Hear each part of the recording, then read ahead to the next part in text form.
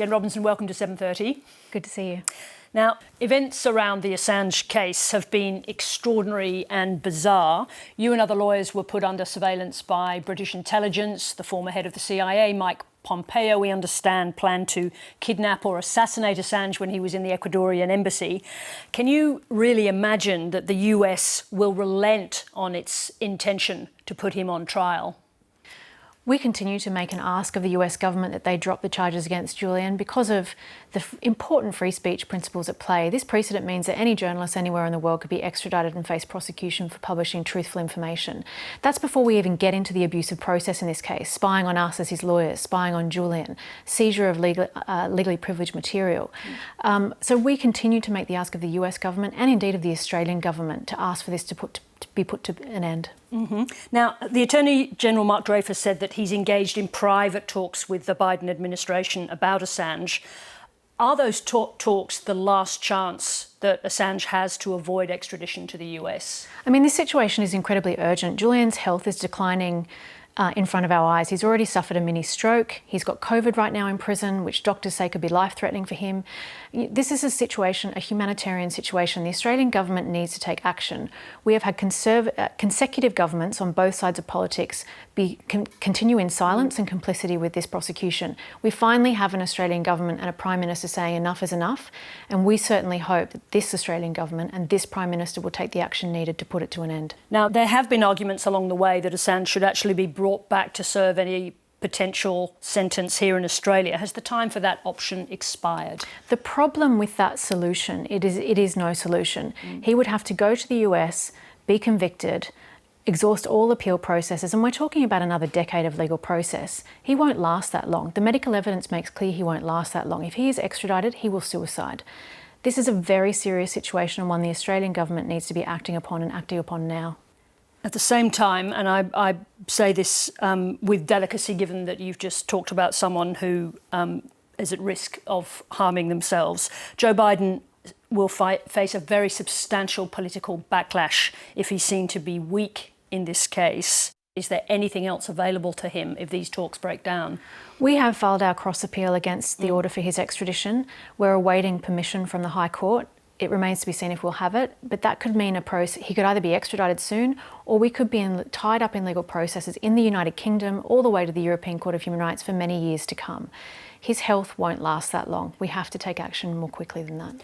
You've just written a book about sexual violence against women. Do you acknowledge the irony that Julian Assange's legal problems began with charges for rape that he's never been put on trial for? Well, in fact, his legal issues started with the opening of the grand jury in the United States. The Swedish case, he was never charged in that case. It is acknowledged by the United Nations that his presumption of innocence was completely destroyed. The Swedish Court of Appeal found the Swedish prosecutor in breach of her own duties in this case. And ultimately, after dragging the case out for years, the case was dropped. This is a case of a failure of the criminal justice system. Julian Assange was never given the right to be presumed innocent, and he will never be able to clear his name because of the way that case was pursued. But the case is and has always been about the risk of US extradition, and that's precisely what he's in prison for now and what we're trying to fight. The principal question that you pose in the book is how we enable or empower women to speak up about violence. How much has the situation changed in the world since the Me Too movement swept through?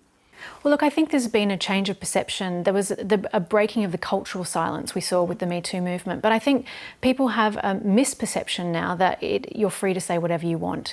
There's been this legal backlash in response to this wave of women speaking out about their abuse. So what many women don't realise is at the moment you are raped or abused, the law regulates what you can say, when and to whom.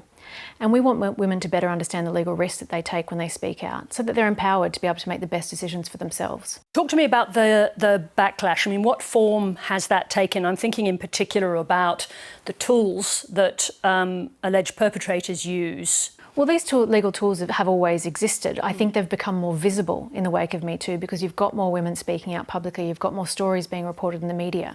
But we're seeing an avalanche of defamation cases around the world. Explain how that works. How does defamation become part of a case when a woman is looking to or has made an allegation of a sexual assault? Men are seeking to protect their reputation by suing for defamation. And in suing for defamation, they claim that she lied. What we're seeing in these cases, so there's been a lot written, I think, in the criminal justice context of the myths about gender-based violence, about who is a real victim.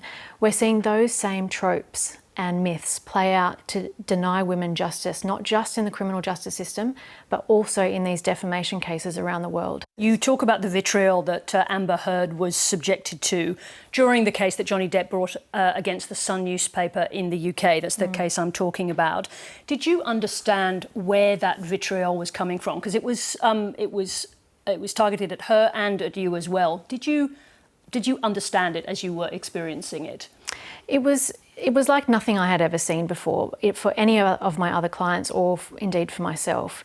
It was coordinated, it was relentless. So it's important for viewers to understand that there were two separate defamation cases. Johnny Depp sued the newspaper in London, and an expert judge decided that it was true, and that in 12 separate incidents he was violent towards Amber Heard. So he lost his case in the United Kingdom on a more difficult standard of proof. They then went to the United States and sued her personally before a jury on a supposedly higher standard of proof, and he won his case. And if you look at those two cases, in both of them, the same old tired arguments, the same old myths about domestic violence were rolled out. They didn't work in front of a judge, they worked in front of a jury. What occurred in the UK was a fraction of what we saw when the case went to trial in the US. What was the impact of that case, not just for Amber Heard personally, but globally, of that trial being so public? The public discussion of that trial, the social media campaign, the way in which outdated myths and stereotypes about domestic violence and sexual violence were propagated and shared online, young children absorbing this information, it has had a massive silencing effect for women. I hear from lawyers around the world who talk about their clients who are being threatened, saying, don't be an Amber, no one's going to believe you, don't speak up, no one's going to believe you. This is what is the most devastating aspect of that case. So you're talking about, in fact, a stifling effect worldwide, just by the decision to have it shown in real time. How many women are going to observe what happened to Amber Heard, have heard their own family members ridicule her evidence? Why would they ever speak up about their own experience of violence if that's how they've seen Amber treated? So how do you combat that now, having been part of it, in the UK? Well, part of it is trying to have this conversation, which is to talk about how these myths and stereotypes affect the way that affect women's lived experience of the law, affect the cases that are being decided, affect society's perception of these cases. We have to be able to talk about it, to be able to deal with it. And starting from whether it's the online space and online violence against women, or the way in which we talk about violence, the media has to do better and our social media platforms have to do better. Jen Robinson, thank you very much indeed for joining us. Thank you.